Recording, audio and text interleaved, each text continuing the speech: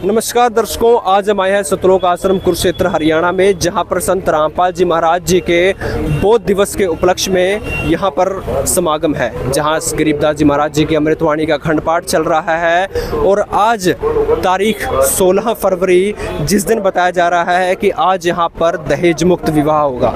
संत रामपाल जी महाराज जो कि अपने हर काम के लिए अपनी सकारात्मक सोच को लेकर हमेशा दुनिया में प्रसिद्ध रहते हैं, उन्हीं संत रामपाल जी महाराज जी के सानिध्य में आज दहेज मुक्त विवाह है। बताया जा रहा है कि यहाँ पर 4 से 5 जोड़ी लोगों का आज दहेज मुक्त विवाह है। हम आपको अंदर लेकर चलेंगे और देखेंगे कि किस तरीके से यह दहेज मुक्त विवाह चल रहा है। चलिए आपको अंदर लेकर चलते हैं। आश्रम में उस जगह पर आ चुके हैं जहाँ पर चल रहा है दहेज मुक्त विवाह, संतों की भाषा में कहें तो रामायणी। आप इस तरफ देखेंगे कि यहाँ पर दहेज मुक्त विवाह के लिए 5 जोड़े बैठे हैं। आप देख सकते हैं जो कि जोड़े यहाँ पर बैठे हैं, और पीछे आप देखेंगे काफ़ी संख्या में लोग बैठे हैं जो कि इस दहेज मुक्त विवाह में आए हैं।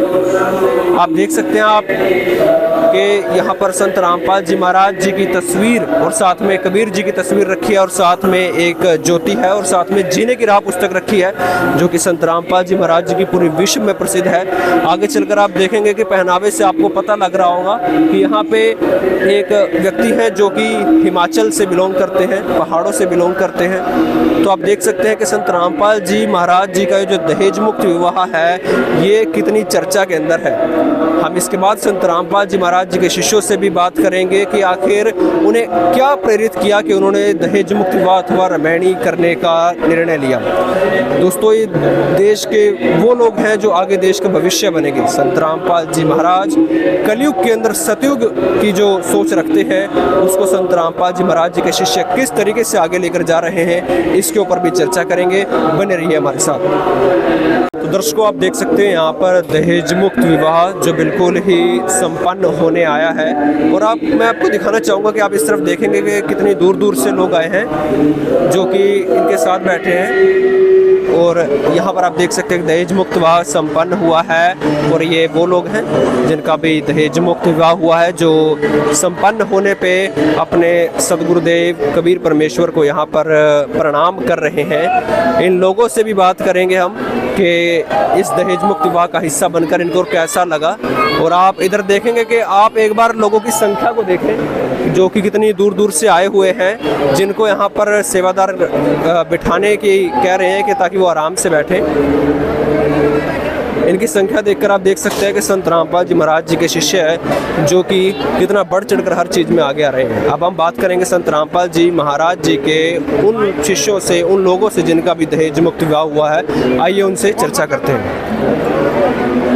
यहाँ पर वो लोग हैं जिनका अभी ये दहेज मुक्त विवाह अथवा रामायणी संपन्न हुआ है। आइए इनसे बात करते हैं। सर नमस्कार। नमस्कार सर। कहाँ से आए आप? भगत जी, मैं डिस्ट्रिक्ट पंचकुला विलेज बख्शीवाड़ा से आया हूँ। तो सर, ये जो भी दहेज मुक्त विवाह हुआ है, मेरा आपसे प्रश्न रहेगा, कहीं ऐसा तो नहीं है कि जैसा कि ये वायरल हो रहा है कि दहेज मुक्त विवाह है, इसके अंदर पैसा नहीं लगता, कहीं आप सिर्फ फाइनेंशियल इशू के लिए तो नहीं कर रहे कि इसके ऊपर पीछे कुछ और भी कारण है? भगत जी, ये जो विवाह हो रहा है ये फाइनेंशियल इशू की वजह से नहीं है, ये ज्ञान की वजह से हो रहा है। भगत जी, फाइनेंशियल इशू की आप बात कर रहे हो। फाइनेंशियल इशू से भगत जी आजकल बैंक वगैरह अगर शादी में जैसा बेफाजूल का खर्चा करते हैं लोग, वो परमात्मा ने सबको हटा दिया है।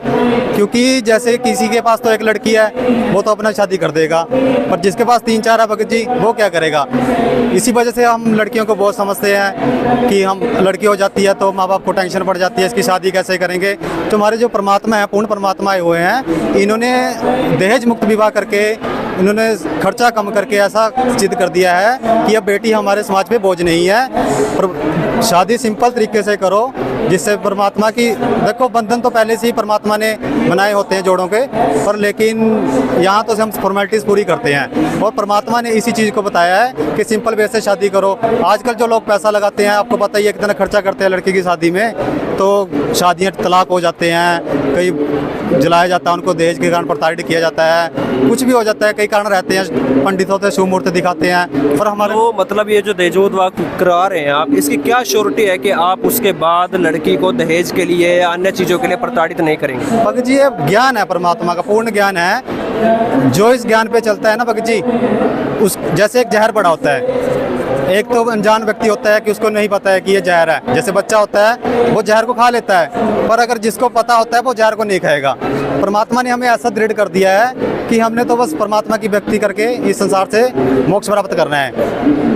बहुत बहुत धन्यवाद। मैम, आप इसके बारे में अपने कुछ विचार रखना चाहेंगे?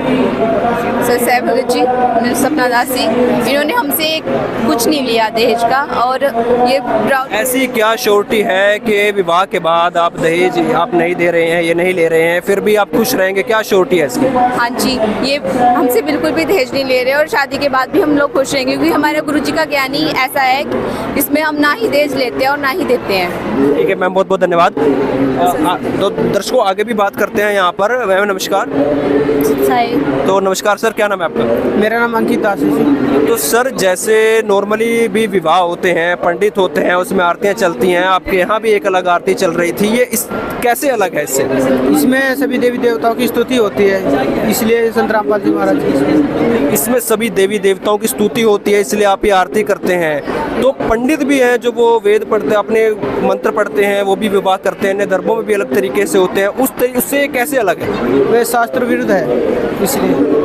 तो आप बता रहे हैं कि वो शास्त्र विरुद्ध है, तो देख सकते हैं दोस्तों, ये कह रहे हैं कि वह शास्त्र विरुद्ध है जिस तरीके से हम जो अन्य तरीके से विवाह कर रहे थे। यहाँ पे हमारे साथ और भी जोड़े हैं, हम उनसे भी बात करेंगे। आप देख सकते हैं कि आज 5 जोड़ों का विवाह हुआ है। आइए किसी अन्य से बात करते हैं। पर एक और जोड़ा है जिनका भी दहेज मुक्त विवाह हुआ है। सर नमस्कार। नमस्कार सर, क्या नाम है आपका? राजीव। सर, आप संत रामपाल जी महाराज जी से उपदेशित हैं?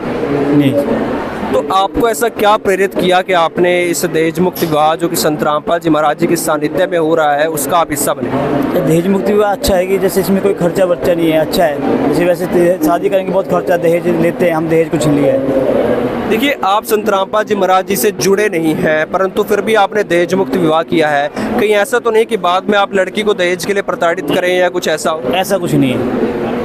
मैम नमस्कार। सर साई भगत जी। आप संत रामपाल जी महाराज जी से उपदेशित हैं? हाँ जी।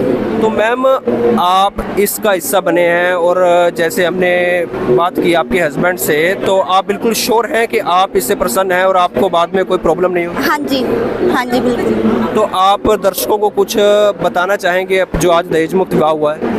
हमारे गुरुजी के सत्संग में बताया गया है कि ना तो किसी प्रकार का दहेज देना है, और मेरे मम्मी पापा को भी बहुत अच्छा लगा कि हमें किसी प्रकार का दहेज नहीं देना।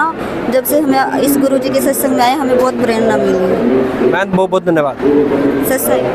तो दर्शकों, आप देख सकते हैं किस तरीके से यहाँ पर दहेज मुक्त विवाह संपन्न हुआ है, और सभी लोग जो इस दहेज मुक्त विवाह का हिस्सा बने हैं वे इस दहेज मुक्त विवाह से कितने प्रसन्न हैं। एक नए समाज की जो नींव संत रामपाल जी महाराज जी ने रखी है, उसको संत रामपाल जी महाराज जी के शिष्य भली बातें निभा रहे हैं। और आप देखेंगे कि इस तरफ संत रामपाल जी महाराज जी के अन्य शिष्य हैं जो कि किस तरीके से बाहर खड़े हैं और इंतजार कर रहे हैं कि उन्हें संत रामपाल जी महाराज जी को प्रणाम करने का मौका मिल सके। तो दर्शकों, ये था हमारी आज की ग्राउंड रिपोर्टिंग के अंदर, जिसके अंदर हमने देखा कि किस तरीके से दहेज मुक्त विवाह करके लोगों ने संत रामपाल जी महाराज जी के मिशन को आगे बढ़ाया। बहुत बहुत धन्यवाद आपका।